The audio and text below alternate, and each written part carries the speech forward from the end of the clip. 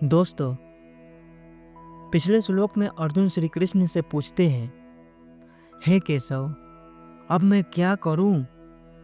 अब तो मैं फंस चुका हूं।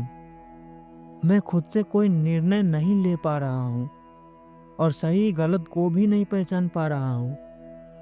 मुझे समझ में नहीं आ रहा कि कौन सा काम करने से मेरे लिए सही होगा। इसलिए मैं अब आपके शरण में आता हूं, खुद को आपके हवाले करता हूं।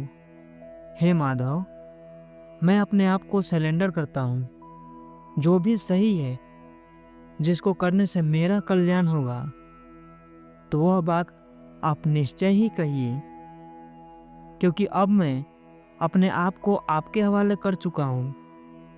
इसलिए आप मुझे सही मार्ग दिखाइए और सही रास्ता को भी दिखाइए जो मेरे लिए उचित है।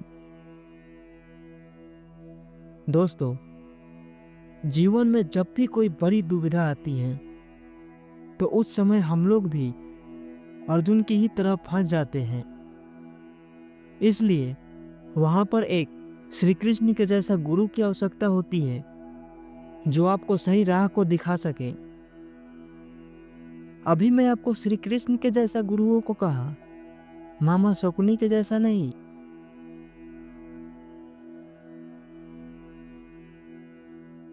जीवन में सही रास्ता दिखाने वाले दो ही लोग होते हैं। पहले वो जिन्होंने आपको इस सुंदर दुनिया में लाया, और दूसरा होता है एक गुरु। एक सच्चे गुरु कभी आपको गलत रास्ता नहीं बताता। बस वो श्री कृष्ण के जैसा होना चाहिए, ना कि शकुनी के जैसा।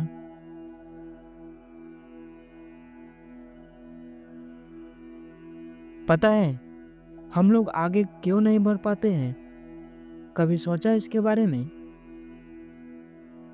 मैं आपको उदाहरण से समझाता हूँ।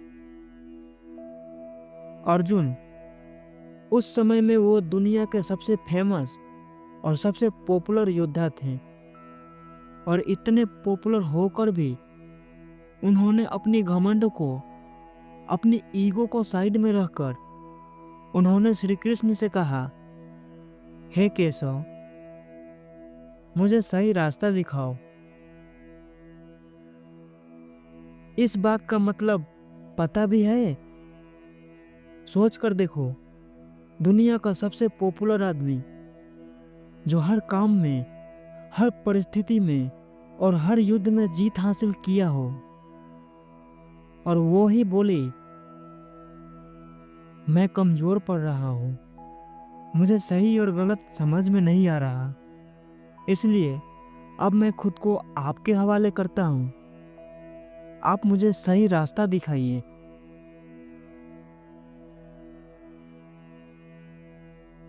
दोस्तों, कुछ लोग ऐसे होते हैं जो बस थोड़े से ही अपने जीवन में ग्रो करते हैं, तो वे खुद को 30 मार्का समझने लगते हैं।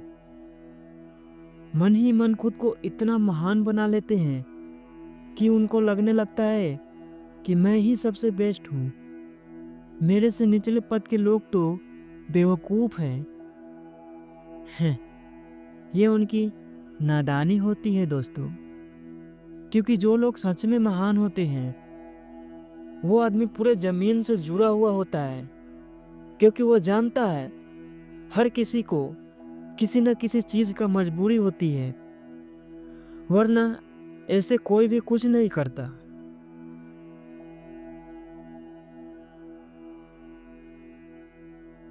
दुविधा के समय में अपने गुरु से सब कुछ कह देना चाहिए, खुद को उनके हवाले कर देना चाहिए, तभी तो आपको सही मार्गदर्शन मिलेगा।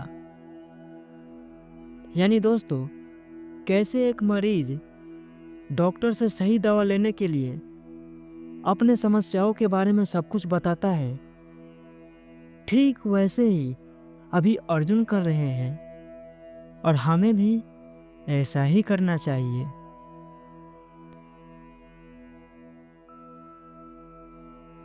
श्री कृष्ण से अर्जुन आगे कहते हुए बोलते हैं कि हे माधव, पृथ्वी के बाधाएं और अत्यधिक संपन्नता, राज्य और देवताओं के अधिकारों को पाकर भी मैं ऐसा कोई उपाय नहीं देख रहा हूँ जो इंद्रियों को सुखाने वाले इस शोक को दूर कर सके। दोस्तों, जब अपनों का दुख सताता है ना, तो दुनिया के कोई भी सुख आपको आराम नहीं दे सकता। वह तब तक सताती रहेगी जब तक कि आप उसको हल नहीं कर लेते, उसका कारण जान नहीं लेते। दुख में हर चीज व्यर्थ लगता है, चाहे आप मानो या न मानो। अर्जुन इसको पार करके आगे बढ़े थे और हमें भी ऐसा ही करना चाहिए। अब इसके बाद संजय आगे कहते हैं कि इस प्रकार कहने के बाद शत्रुओं का विनाश करने वाला अर्जुन श्री कृष्ण से यह कहकर चुप हो गए कि हे गोविंद, मैं युद्ध नहीं करूंगा।